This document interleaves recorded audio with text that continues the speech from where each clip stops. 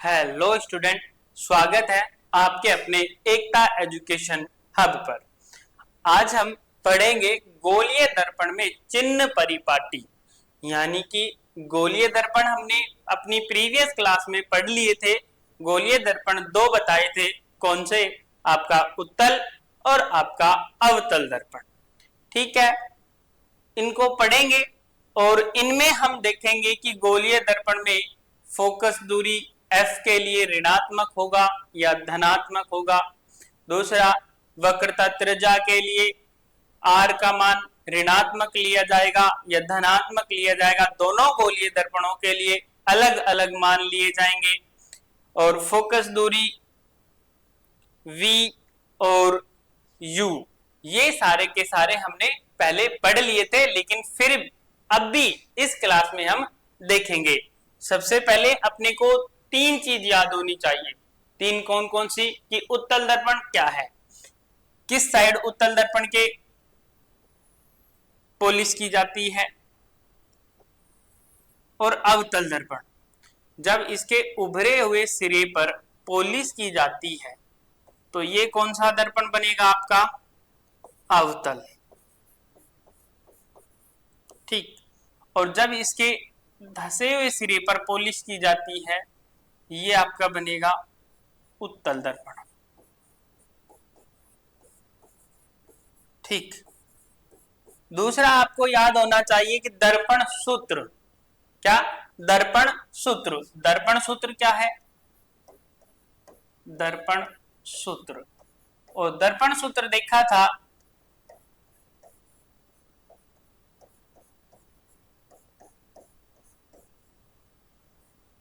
ठीक, ये दर्पण सूत्र है।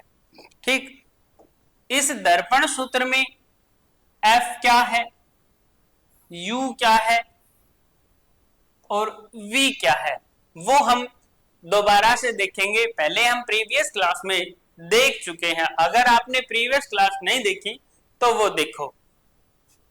V क्या है, F क्या है और U क्या है। देखो आप, V क्या है? ध्रुव से प्रतिबिंब, इमेज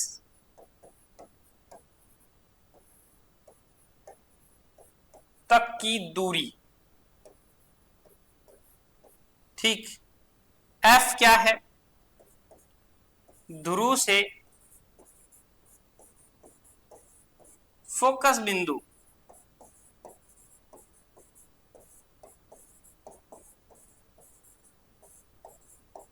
तक की दूरी।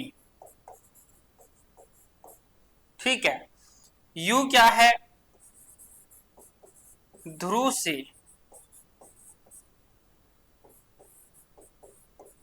बिंब यानी कि वस्तु, ऑब्जेक्ट तक की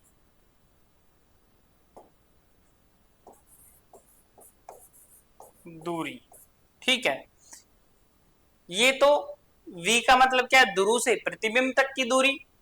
F का मतलब क्या? ध्रुव से फोकस बिंदु तक की दूरी। और U से क्या है? ध्रुव से बिंब यानी कि वस्तु, ऑब्जेक्ट तक की दूरी। अब देखो, हम देखेंगे कि अवतल दर्पण में सबसे पहले अपना फर्स्ट कौन सा गोलीय दर्पण होगा? अवतल दर्पण के लिए चिन्ह परिपाटी। और ये चिन्ह परिपाटी आपको काम कहां आएगी?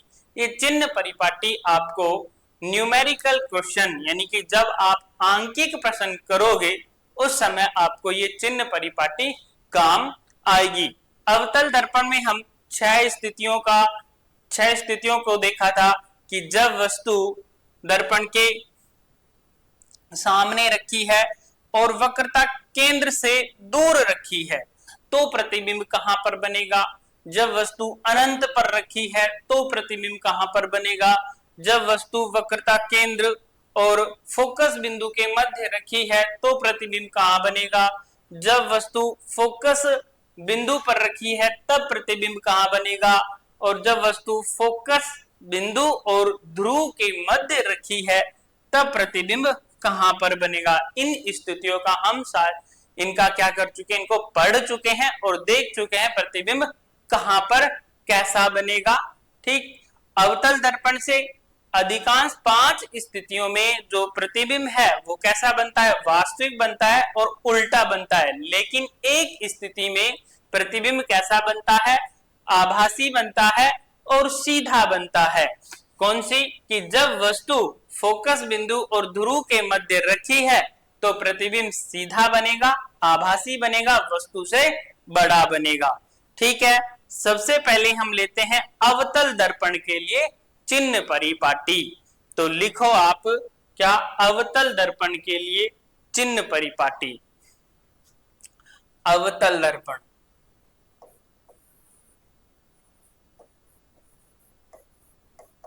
अवतल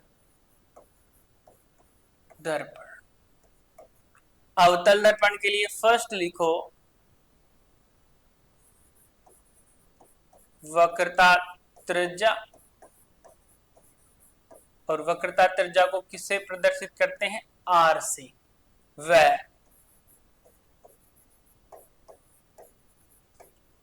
फोकस दूरी एफ। अब देखो, अवतल दर्पण में वक्रता त्रिज्या और फोकस दूरी दर्पण के सामने स्थित होते हैं, इसलिए अवतल दर्पण में फोकस दूरी व वक्रता त्रिज्या आर के लिए जो चिन्ह परिपाटी होगी वो कैसी होगी, ऋणात्मक होगी। तो लिखो आप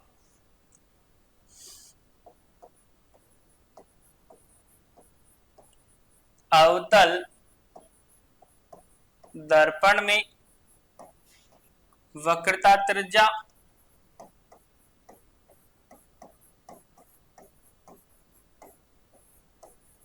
आर व फोकस दूरी एफ, फोकस दूरी एफ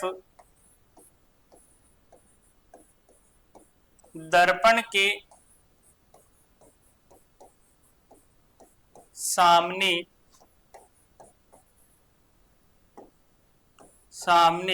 स्थित होते हैं, इसलिए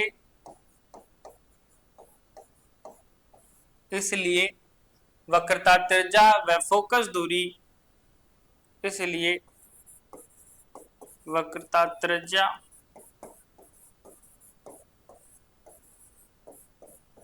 व फोकस दूरी एफ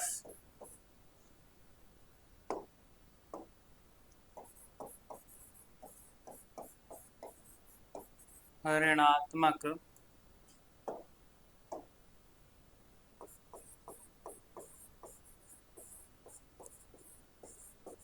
होती है। ठीक, क्या होती है, ऋणात्मक होती है। कौन, वक्रता त्रिज्या और फोकस दूरी, किसके लिए, अवतल दर्पण के लिए।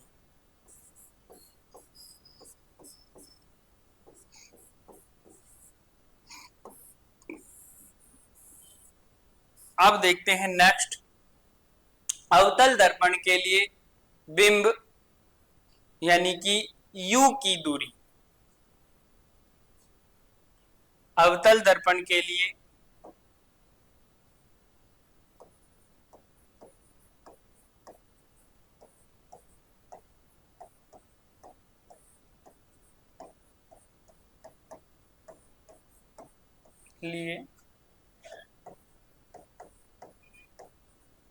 बिंब या वस्तु U दूरी।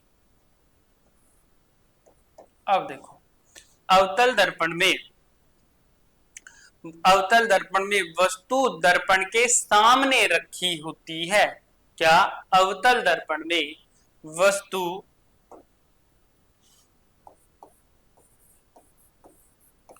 अवतल दर्पण में वस्तु या बिंब या ऑब्जेक्ट दर्पण के सामने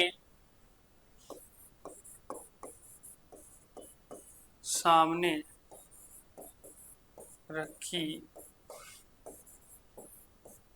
होती है, इसलिए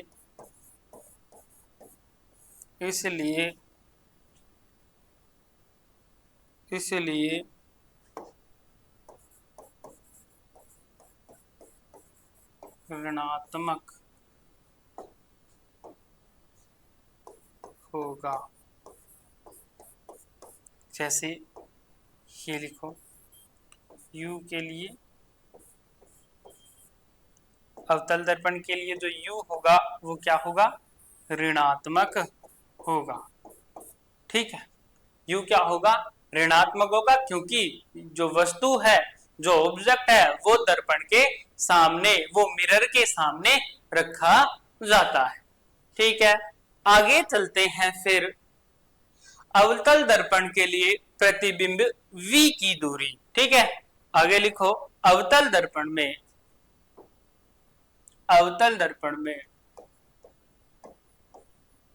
अवतल दर्पण के लिए V प्रतिबिंब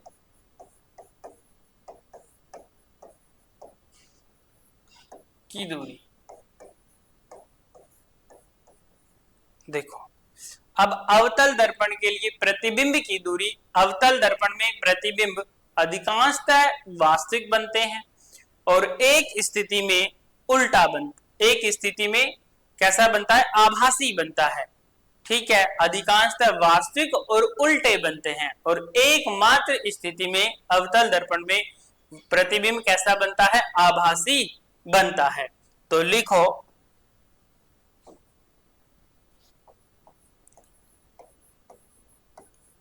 अवतल दर्पण में वास्तविक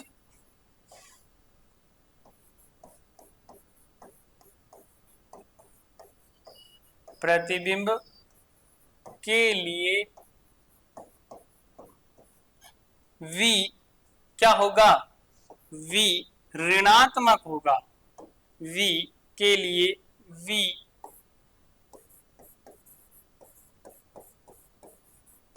ऋणात्मक होगा। क्या होगा, ऋणात्मक होगा। और दूसरा लिखो, अवतल दर्पण में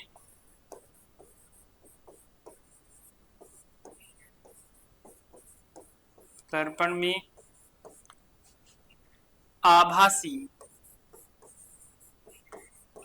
मतलब वह प्रतिबिंब जिसे पर्दे पर प्राप्त नहीं किया जा सकता। आभासी प्रतिबिंब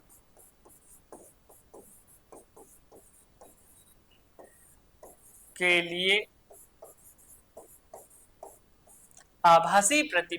लिए V क्या होगा, धनात्मक होगा। ठीक है, यानी कि यहां पर इस तरीके से भी लिख सकते हैं, प्रतिबिंब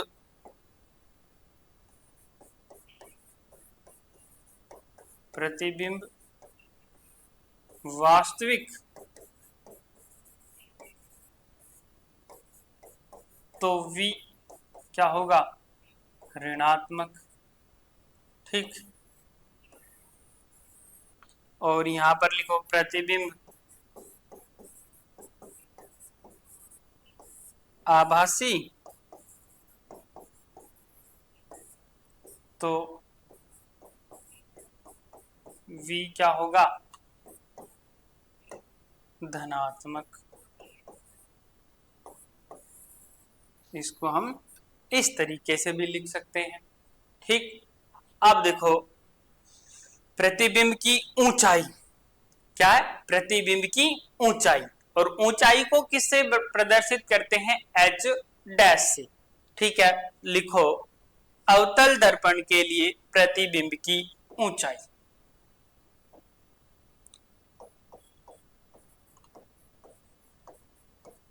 अवतल दर्पण के लिए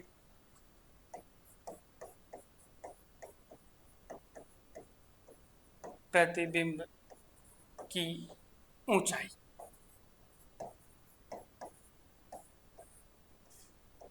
यानी कि h डैश। ठीक, अब अवतल दर्पण में प्रतिबिंब सीधे भी बनते हैं और उल्टे भी बनते हैं। तो जब प्रतिबिंब उल्टा बनता है तो h का मान क्या होगा? ऋणात्मक होगा। प्रतिबिंब कैसा बने? जब उल्टा बने। तो लिखो जब प्रतिबिंब यानी इमेज, प्रतिबिंब उल्टा बनता है तो h डैश क्या होगा? ऋणात्मक होगा। क्या होगा? ऋणात्मक होगा। ऋणात्मक। ठीक, जब प्रतिबिंब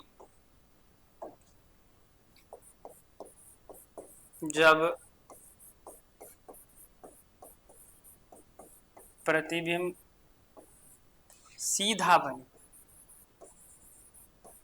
और अवतल दर्पण में प्रतिबिंब सीधा एक ही कंडीशन पे बनता है कि जब वस्तु फोकस बिंदु और ध्रुव के मध्य रखी हो तब।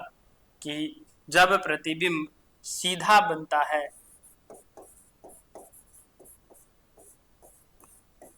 है तो h डैश क्या होगा? धनात्मक होगा। क्या होगा? धनात्मक।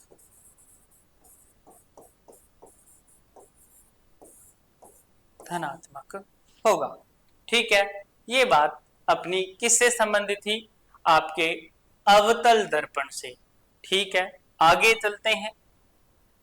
आगे चलने से पहले अगर आप नवोदया 6 क्लास एंट्रेंस एग्जाम और Navodaya 9th class entrance exam, सैनिक स्कूल 6 क्लास और सैनिक school 9th class entrance exam की तैयारी कर रहे हो और इन्हीं के साथ RBSE 10th बोर्ड क्लास अगर इनकी तैयारी कर रहे हो तो आप आज ही हमारे ऐप एकता एजुकेशन हब को डाउनलोड कीजिए और वहां से कोर्स को परचेज कीजिए और हमारे साथ अपनी तैयारी को सुदृढ़ कीजिए, मजबूत बनाइए।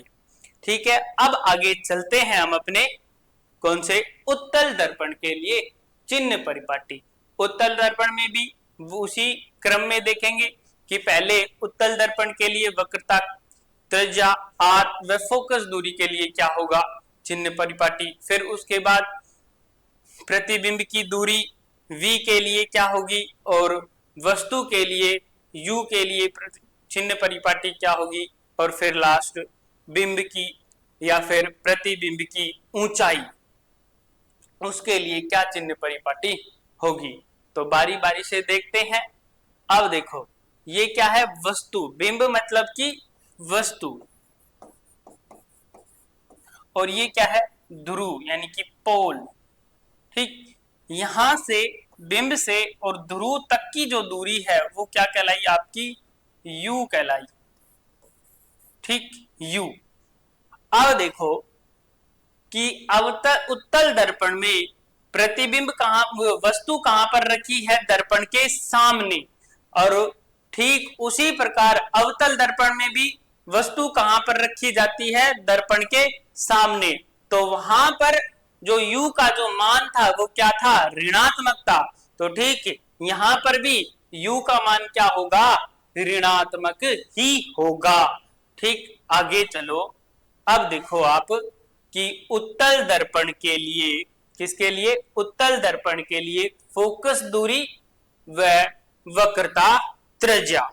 ठीक है, और यहां पर एक चीज और देखो, क्या है कि दर्पण के पीछे है फोकस बिंदु और वक्रता केंद्र। ठीक, और वक्रता केंद्र को हम क्या लिखते हैं, 2f भी लिख सकते हैं, 2f भी लिखते हैं, क्योंकि ये दो गुना होता है किसका, फोकस बिंदु, फोकस दूरी का। ठीक है, आगे देखो, ये दर्पण के क्या होंगे, पीछे होते हैं, और जब पीछे होते हैं तो इनका मान कैसा लिया जाता है, धनात्मक। ठीक, और जब दर्पण के आगे होते हैं तो इनका मान कैसा लिया जाता है, ऋणात्मक। ठीक, और जब प्रतिबिंब उल्टा होता है तो कैसा मान लिया जाता है, ऋणात्मक, और जब प्रतिबिंब सीधा हो तो कैसा मान लिया जाता है, आपका धनात्मक। ठीक है, तो यहां पर लिखो, क्या लिखोगे, उत्तल दर्पण के लिए लिखो, उत्तल दर्पण के लिए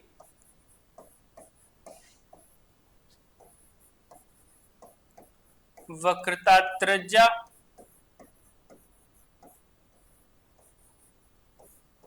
R व फोकस दूरी F। ठीक है, अब लिखो, उत्तल दर्पण में वक्रता त्रिज्या व फोकस दूरी दर्पण के पीछे होते हैं। क्या होते हैं, दर्पण के पीछे होते हैं, यानी कि जिस साइड हम रजत पॉलिश किए हुए होते हैं उस साइड क्या होती है, इस साइड क्या है आपकी पॉलिश है ना, तो उसी साइड क्या होते हैं आपके फोकस बिंदु और आपके वक्रता केंद्र। तो इसके लिए जो मान होगा वो क्या होगा, आपका धनात्मक होगा। तो लिखो, उत्तल दर्पण में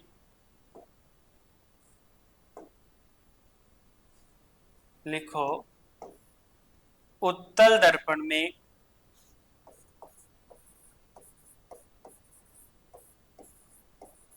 उत्तल दर्पण में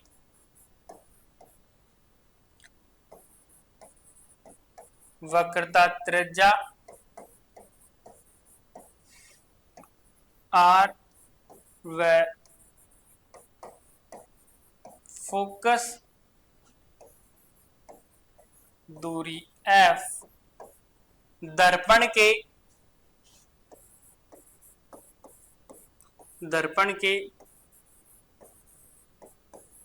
पीछे स्थित होते हैं, इसलिए दर्पण के पीछे होते हैं, इसलिए उत्तल दर्पण में R व F क्या होंगे, सदैव क्या होंगे, सदैव धनात्मक धनात्मक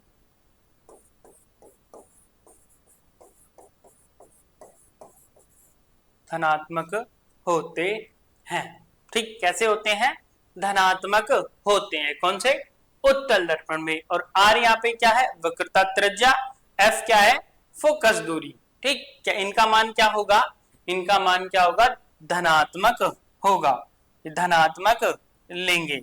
जैसे यहाँ पे इस तरीके से भी लिख सकते हो आप, इनके लिए जो वैल्यू लेंगे वो कैसे लेंगे, धनात्मक लेंगे। ठीक, R किसको बताता है, वक्रता त्रिज्या को, F किसको बताता है, फोकस दूरी को। ठीक, अब आगे चलते हैं, आगे देखते हैं प्रतिबिंब की दूरी, किसके लिए, अवतल के लिए नहीं, उत्तल के लिए। क्या, उत्तल के लिए।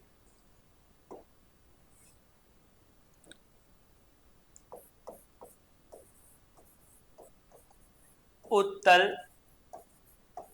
दर्पण के लिए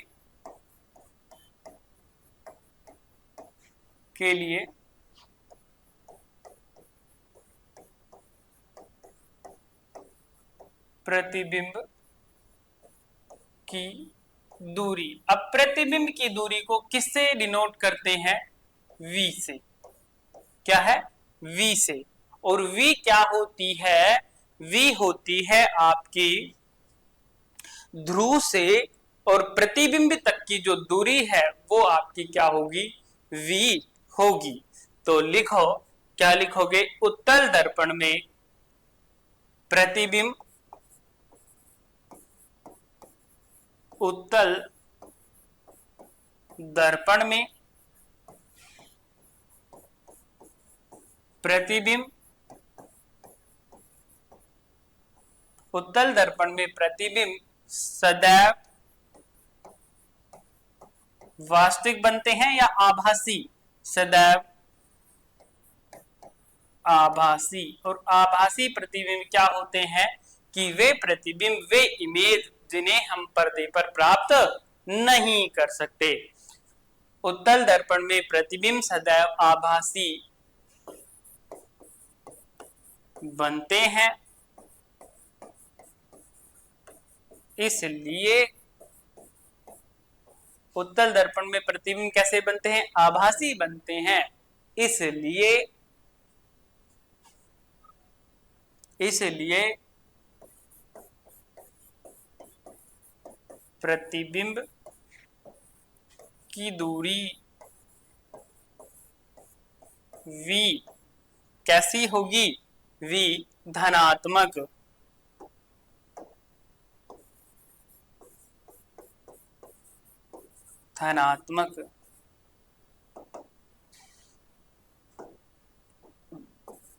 होती है। वी कैसी होती है? धनात्मक होती है। ठीक। अब देखते हैं उत्तल दर्पण के लिए u का मान हो गया। उत्तल दर्पण के लिए u,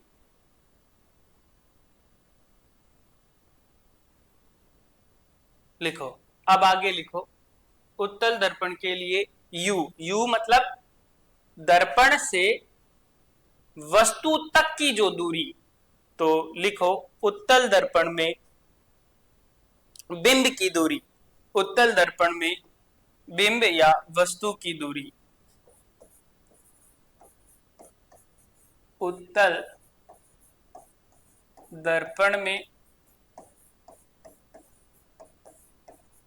बिंब, वस्तु, और हम ऑब्जेक्ट भी बोलते हैं, बिंब वस्तु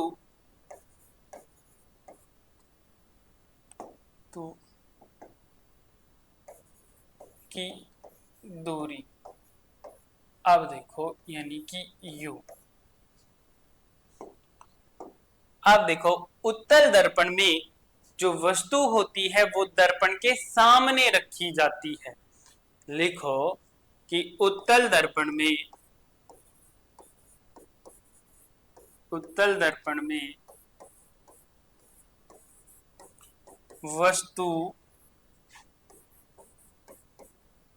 वस्तु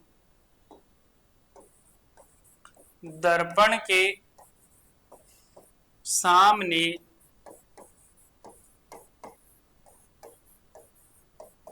रखी जाती है।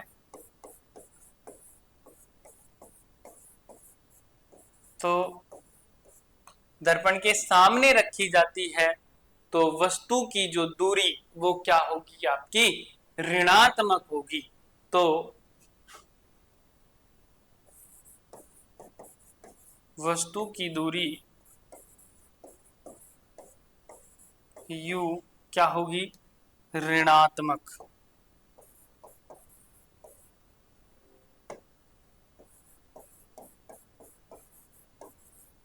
ऋणात्मक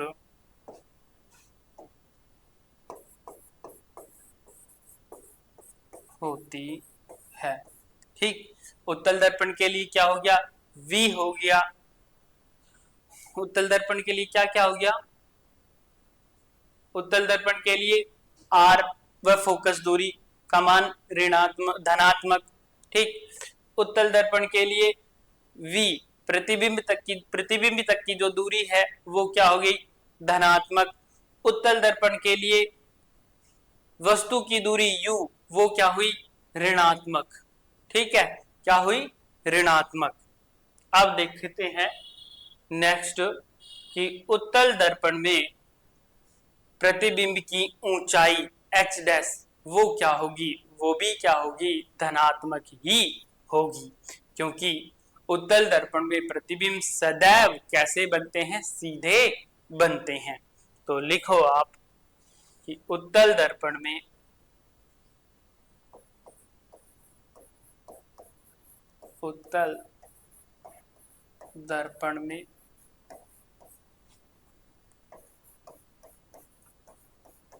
प्रतिबिंब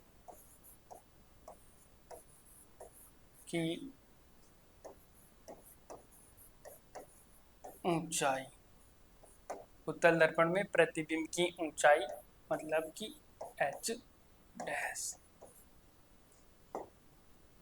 अब लिखो, क्या उत्तल दर्पण में प्रतिबिंब सदैव सीधा बनता है? कैसा? उत्तल दर्पण में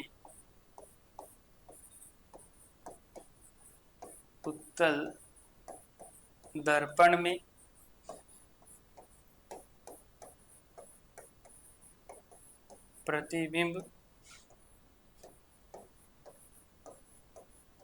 सदैव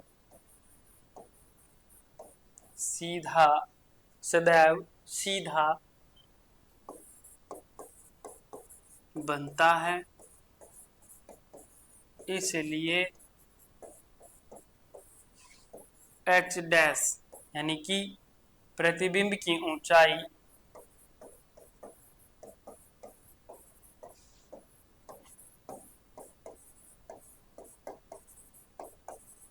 क्या होगी? प्रतिबिंब की ऊंचाई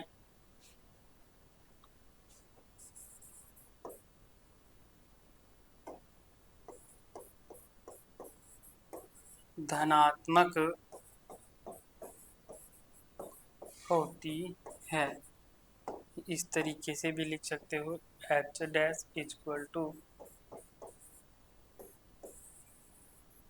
h डैश क्या होगी? प्रतिबिंब की ऊंचाई क्या होगी? धनात्मक होती है। किसके लिए? आपके उत्तल दर्पण के लिए। ये थी आपकी उत्तल दर्पण और अवतल दर्पण की चिन्ह परिपाटी। एक बार दोबारा से देख लेते हैं।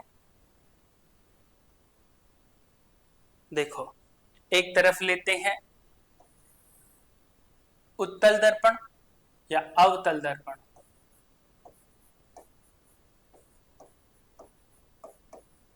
और दूसरी तरफ लेते हैं उत्तल दर्पण, ठीक। अब अवतल दर्पण के लिए U क्या होगा? नेगेटिव होगा, ठीक। अवतल दर्पण के लिए U क्या होगा? नकारात्मक होगा। और अवतल दर्पण के लिए V क्या होगा?